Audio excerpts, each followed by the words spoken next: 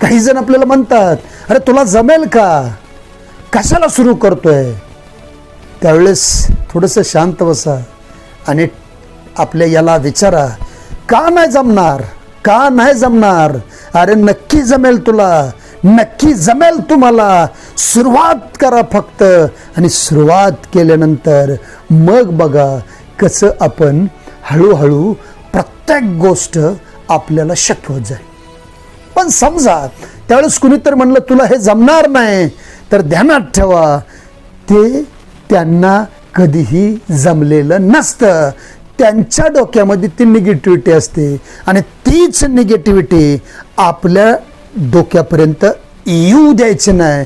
त्यामुळं धैर्य व्हा. असं जर कुणी सांगत असेल तुम्हाला की तुम्हाला जमणार नाही, त्यावेळेस धैर्य व्हा, पण थिंकिंग प्रोसेसनं चालाक व्हा आणि तेच मार्ग पकडत पुढं चला. आणि एकच मंत्र घेऊन, का नाही जमणार मला, कारण मी आहे छत्रपतीचा मावळा.